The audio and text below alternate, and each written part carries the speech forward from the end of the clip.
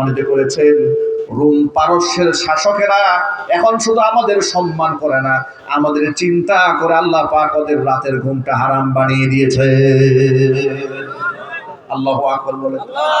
হযরত ওমর বলেন, শোনো, এই পোশাক দিয়ে আমরা পৃথিবীতে সম্মানিত হইনি, আমরা সম্মানিত হয়েছি একমাত্র ইসলামের কারণে। পৃথিবীতে যদি আমরা সব ছেড়েও দেই, শুধুমাত্র ইসলামটাকে আঁকড়ায় ধরে রাখতে পারি, আল্লাহর কসম করে বলি, পৃথিবীর কোন শক্তি আমাদের উপরে বিজয় লাভ করতে পারবে না। জোরে জোরে বলেন সুবহানাল্লাহ। ঠিক তাই হয়েছে। জীর্ণ শীর্ণ পোশাকে ফিলিস্তিনের মাটিতে আমিরুল মুমিনিন যখন হাজির হয়েছে, সবে মাত্র সাথে একজন মাত্র খাদেম সাথে নিয়ে গেছেন। আল্লাহু আকবার বলেন। কয়জন? জোরে বলেন। একজন। উটের রশিদে ধরে খাদেম টেনেছে। হযরত ওমর বসে আছে উটের উপরে সওয়ার হয়ে। আবার খাদেম যখন ক্লান্ত হয়েছে, খাদেমকে উটের উপরে সওয়ার করে দিয়েছে, হযরত ওমর রশি ধরে টেনেছে। এভাবে বাই রোটেশন, পালা বদল করে টানতে টানতে ফিলিস্তিনের মাটিতে যখন পৌঁছে গেছেন, পালা পড়ে গেছে, খাদেম উপরে বসে আছে, হযরত ওমর রশি ধরে টানতেছে। ফিলিস্তিনের বড় বড় দাম্ভিক অহংকারী সেখানকার খ্রিস্টান পাদ্রীর অপেক্ষায় ছিলেন। ওমর রাদিয়াল্লাহু তাআলা আনহু হযরত, যিনি আমিরুল মুমিনিন খলিফাতুল মুসলিমিন, তার সাথে তারা বৈঠক করবেন, আতাত করবেন, সন্ধি চুক্তি করবেন এক নজর দেখার জন্য। আশ্চর্যের ব্যাপার, উটের উপর সওয়ার হয়ে যারা আছেন, যিনি আছেন, তার সাথে সাহাবীদের কুশলাদি বিনিময় তেমন হচ্ছে না। যিনি উটের রশি ধরে টেনে আসলেন, সবাই তাকে সালাম দিচ্ছে, মুসাফা করছে, হালচাল জিজ্ঞেস করছে। মুসলমানেরা, খ্রিস্টান পাদ্রীরা মুসলিমদের জিজ্ঞেস করলো, আচ্ছা তোমাদের খলিফাকে, খলিফাকে যে রাখাল, যে খাদেম রশি টেনে আনলো, তাকে নিয়ে তোমরা সব ব্যস্ত হয়ে পড়েছ, কিন্তু যিনি বসে আছেন তার কোনো খোঁজখবর তোমরা নিলে না। বলে, উটের রশি ধরে যিনি টেনে এসেছেন তিনি হচ্ছেন খলিফাতুল মুসলিমিন। একটু জোরে আওয়াজে বলতে হবে সুবহানাল্লাহ। ইতিহাসের পাতায় সোনার অক্ষরে লিখিত আছে।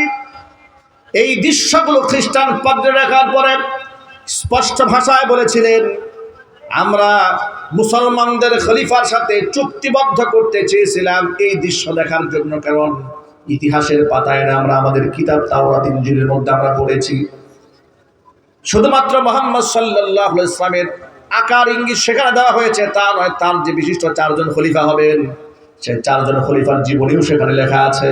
সেখানে ইঙ্গিত দেওয়া আছে, যার হাতে ফিলিস্তিনের বিজয় হবে, মসজিদে আকসার চাবি যার হাতে দেওয়া হবে, সেই ব্যক্তি যখন এই ফিলিস্তিনের মাটিতে পা রাখবেন, তার হাতে থাকবে উটের রশি। জোরে জোরে বলেন সুবহানাল্লাহ। ভাইরা আমার, আমি এই মেসেজ দিয়ে আপনাদেরকে শুধুমাত্র এই কথা বোঝাতে চেয়েছি, সাহাবায়ে কেরাম এই উপলব্ধি নিয়েছিলেন যে পৃথিবীর সব ছাড়তে পারে, শুধু ইসলামটাই ছাড়া যাবে না। আর আমরা যা করেছি, যে আমাদেরকে ইউরোপ কি বলবে, আমেরিকা কি বলবে, আমি যদি এখন একটু কুট টাই না পরি, আমি যদি দাড়িটা না কামাই, আমি যদি মহিলার হাতে একটু হাত না মিলাই, আমেরিকা নারাজ হয়ে যাবে। কথা বলেন না, ঠিক কিনা জোরে বলেন। আমাদের দেশের কিছু রাজনীতিবিদরা মুসলমান হওয়ার পরেও কথা বলে ভারতের কাফেরদের দাদা বাবুদের সুরে। কথা ঠিক কিনা জোরে বলেন। এই যে কথায় কথা আলেমদেরকে মৌলবাদ বলে গালি দেয়, আছে না না? একটু জোরে বলতে হবে, আছে না না? তারা কেন বলে জানেন? খুশি করতে চায় কাদেরকে? তারা মনে মনে ভাবে, যদি ভারতের নরেন্দ্র মোদী আমাদের সাপোর্টে না আসে তো আমরা ক্ষমতার স্বাদ নিতে পারবো না। ক্ষমতার চেয়ারে যেতে হলে একটু দাদা বাবুদের খুশি করতে হবে, পশ্চিমাদেরকে একটু খুশি করতে হবে। আমি ওই সমস্ত ভাইদেরকে বলি, প্রিয় ভাইরা, এই কথা বাদ দেন না, একটু আফগানিস্তানের মাটির দিকে তাকান। আফগানের মাটির দিকে তাকিয়ে দেখুন, বাতিলের চোখে চোখ রেখে কিভাবে বিজয় ছিনিয়ে আনতে হয়। তারা তো একবার তোয়াক্কা করে নাই আমেরিকা কি বলবে, তারা তো চিন্তা করে নাই ইসরায়েল কি বলবে। গোটা পৃথিবীর সমস্ত মিডিয়া আফগানের বিরুদ্ধে লাগিয়ে দিয়েছে। এতে কি হয়েছে? আফগান 3 বছরে 300 বছর এগিয়ে গেছে। একটু চিৎকার দিয়ে বলতে হবে সুবহানাল্লাহ। সুতরাং আমি আমার ভাইদেরকে এই কথাটাই বুঝাতে চাই, ভারত কি বলবে, আমাকে পশ্চিমারা কি বলবে, ওই চিন্তা মাথায় না রেখে আমাকে মনে রাখতে হবে আমার আল্লাহ কি বলবে। এই মূলনীতি নিয়ে যদি আমরা সামনের দিনগুলো কাটাতে পারি, ইনশাআল্লাহ এই দেশটাকে আল্লাহ দারুল আমান বানাবেন, দারুল সালাম বানাবেন। এটি শান্তির দেশ, শান্তির সুবাতাস আল্লাহ পাক এই মাটিতে বয়ে দিতে পারেন। সেই ক্ষমতা আল্লাহর আছে না নাই? এটা যদি বলতে পারছে না নাই? আর সেজন্য আমাদেরকে কোরআনে কারীমের পথে আসতে হবে।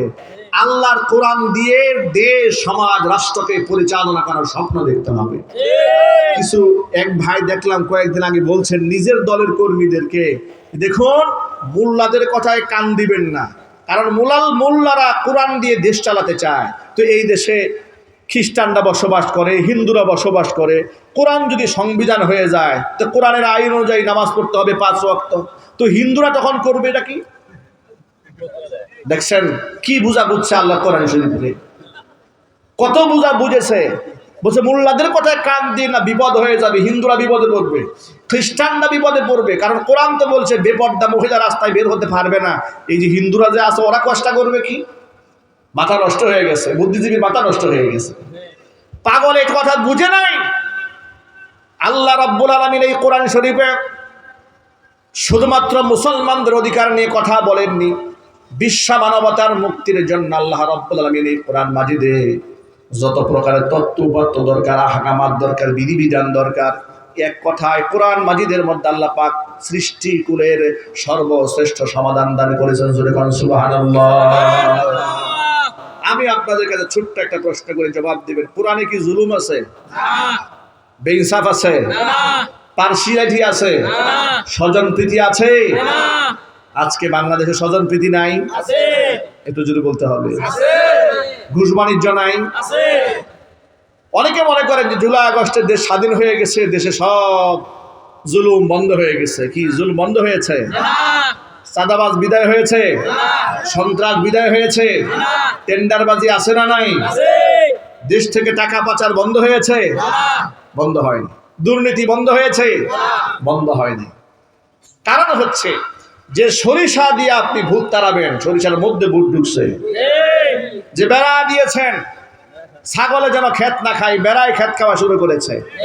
যে আইন শৃঙ্খলা রক্ষাকারী বাহিনী দিয়ে আপনি আইন সুশৃঙ্খল রাখবেন, সে আইন শৃঙ্খলা রক্ষাকারী বাহিনী প্রকাশ্যে বেআইনি কর্মকাণ্ড শুরু করে দিয়েছে। কথা ঠিক না ঠিক জুড়ে বলে? এই জন্য গোটা রাষ্ট্রে একটা আমূল পরিবর্তন সাধন হওয়া দরকার। সংবিধান পরিবর্তনের কথা বললে কিছু লোকেরা খুব কষ্ট পান, যে না এটা পরিবর্তন করা যাবে না।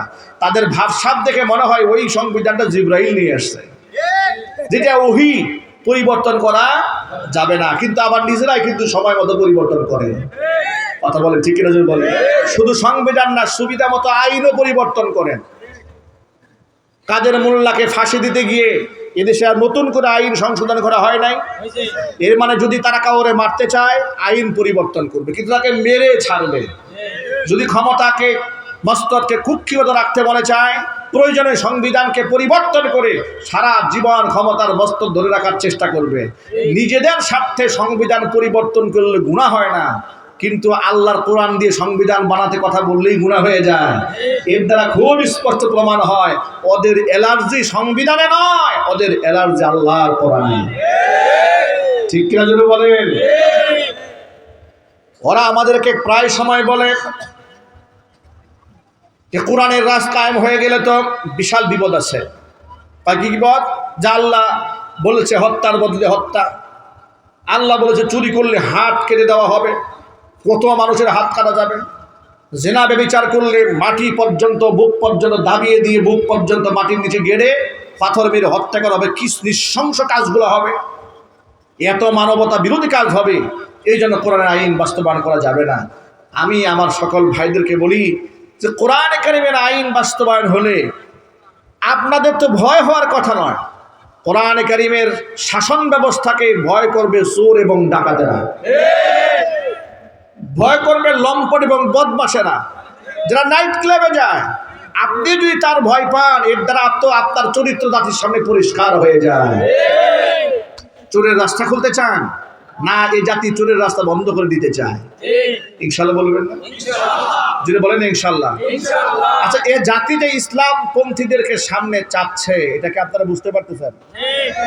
বুঝেন নাই মনে হয়। ডাকসু নির্বাচন হয়ে গেল, জাকসু নির্বাচন হয়ে গেল, যেখানে যাচ্ছে সেখানে ইসলামপন্থী। আমি বলবো না যে ঢাকা বিশ্ববিদ্যালয়ে খেলাফত কায়েম হয়ে গেছে, আবার অপপ্রচার চালাবেন না। কিছু কিছু লোকেরা বলে যে ইসলামপন্থী বলেন, তারা তো মহিলাদের সাথে সেলফি তুলে পাশাপাশি গিয়ে বসে, তারা শরীয়ত কোথায় মানলো? আর মিয়া, আপনি 100% শরীয়ত আপনি তার মধ্যে চান, আপনার নিজের মধ্যে শতভাগ শরিয়া আছে? কথা বলেন ঠিক কিনা? যদি বলে আপনি শতভাগ শরিয়া হঠাৎ করে তার মধ্যে চান কি করে? আপনি তো এতটুকু নিয়ে সান্ত্বনা নেওয়া উচিত যে বিশ্ববিদ্যালয়ে নামাজের কথা বললে জঙ্গি ট্যাগ দেওয়া হতো, যে বিশ্ববিদ্যালয়ে দাড়ি রাখলে জঙ্গি ট্যাগ দেওয়া হতো, যে বিশ্ববিদ্যালয়ের টাকনুর নিচে কাপড় পরলে গুপ্ত সংগঠন করে বলে দাবি করে গোয়েন্দা লাগিয়ে নির্যাতন করা হতো, বুরকা পরলে অপমান করা হতো, বেইজ্জত করা হতো, প্রকাশ্যে গাঁজা সেবন করা হয়, মদের আসর বসে, বাধা দেওয়া হয় নাই, কিন্তু হিজাব পরেছে, নেকাব পরেছে, এই জন্য তার উপর জুলুম করা হয়েছে। যে বিশ্ববিদ্যালয়ে সেখানে হিজাব নেকাবের বিজয় হয়েছে, ইসলামপন্থীদের বিজয় হয়েছে, এটাও কি মুসলমানদের জন্য আনন্দের বিষয় হতে পারে না? এটা যদি বলতে হবে পারে না? এটা তো মাত্র সূচনা, এটা ইসলামের প্রাইমারি লেভেলের বিজয় হয়েছে। চূড়ান্ত বিজয় তো সেদিন হবে যেদিন জাতীয় সংসদ ভবনে আল্লাহ পাকের কোরআনের আইন দিয়ে গোটা দেশ পরিচালিত হবে।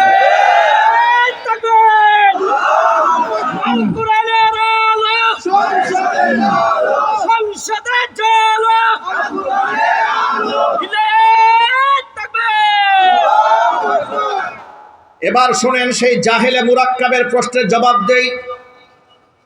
যে জাহেলে মুরাক্কাব বলেছে কোরআনের আইন বাস্তবায়ন হয়ে গেলে হিন্দুরা কি করবে, বৌদ্ধরা কি করবে, খ্রিস্টানরা কি করবে? ওই পাগলে জানে না কোরআন শরীফে শুধুমাত্র নামাজের কথাই বলা হয় নাই, হিন্দু খ্রিস্টানদের অধিকার নিয়েও কোরআন কথা বলেছে।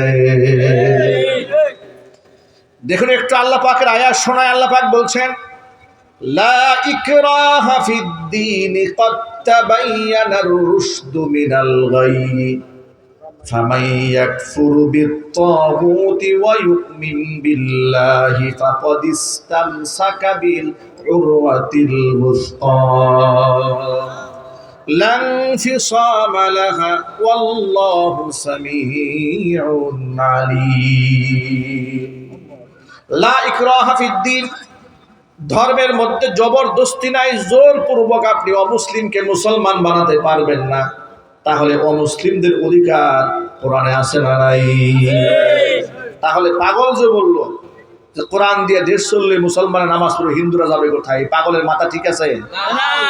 তাকে পাবনা পাঠায় দেওয়া উচিত। কথা ঠিক নেবে ঠিক জন্য বলেন। এই যে মুসলমানদেরকে বিভ্রান্ত করে কোথায় পাঠায় দেওয়া উচিত? পাবনা পাঠায় দেওয়া উচিত। ইসলাম বলেছে যে লাকুম দীনুকুম ওয়ালিয়া দীন, তোমরা তোমাদের ধর্ম পালন করো, আমরা আমাদের ধর্ম পালন করি। আমি জোর করে আমার ধর্ম তোমাদের উপর চাপাই দেব না। কোরআন বলেছে শোনো, ক্বাদ তাবায়্যানা রুশদু মিনাল গায়য়ি, হেদায়েত গুমরাহি থেকে স্পষ্ট হয়ে গেছে। সুতরাং ফামান ইয়াকফুর বিত-তাগুত, ক্ষুদ্রদ্রোহিতাকে অস্বীকার করে, তাগুতকে অস্বীকার করে যদি কোনো ব্যক্তি আল্লাহর উপর ঈমান আনে, ফাকাদ ইসতামসাকা বিল উরওয়াতিল ওয়ুসকা, সেই ব্যক্তি শক্তিশালী রজ্জুকে আঁকড়ায় ধরল, এমন রজ্জু লা ইনফিসামা লাহা, যা বিচ্ছিন্ন হওয়ার নয়। যার এক মাথা বান্দার হাতে, যে রশির আরেক মাথা রবের হাতে। চিৎকার দিয়ে বলেন আল্লাহু আকবার। সুতরাং অমুসলিমকে জোর করে আপনি বুরকা পরাতে যাবেন কেন? আপনি খ্রিস্টানকে জোর করে কালিমা পড়াতে যাবেন কেন? এই শিক্ষা তো ইসলাম আপনাকে দেয় নাই। বরং মুসলমানদের দেশে অমুসলিমের অধিকার কিভাবে নিশ্চিত করা হবে সেই ব্যাপারে নবী করিম সাল্লাল্লাহু আলাইহি ওয়াসাল্লামের একটা হাদিস আপনাদেরকে শোনাই। আল্লাহর নবী সাল্লাল্লাহু আলাইহি ওয়াসাল্লাম বলেছেন, মান কাতালা মুআহাদান লাম ইয়ারিহি রাইহাতাল জান্নাতি ইয়াওমাল কিয়ামা ওয়া ইন্না রিহাহা লাতুজাদু মিন মাসিরাতি 40 আমা আও কামা ক্বালা আলাইহিস সালাতু ওয়াস সালাম। মুসলমানদের দেশে বসবাস করে অমুসলিমকে বিনা অপরাধে কোনো মুসলমানও যদি হত্যা করে, ওই মুসলমান কিয়ামতের দিন আল্লাহর জান্নাতে যাবে, দূরের কথা জান্নাতের খুশবু পর্যন্ত ওই মুসলমান নাকে পাবে না। অমুসলিমকে হত্যা করলে কোনো মুসলমানে ওই মুসলমান জান্নাতে যাবে না। তাহলে একটু আপনারা একটু আন্দাজ করে কথা বলেন, অমুসলিমের অধিকারের কথা হাদিসে আছে না নাই? কোরআনে আছে না নাই? এবার অমুসলিমের সম্মানের ব্যাপারে একটা কথা বলি। আনাস ইবনে মালিক রাদিয়াল্লাহু তাআলা আনহু বলছেন, আমরা বসে আছি হুজুরের সাথে, এমন সময়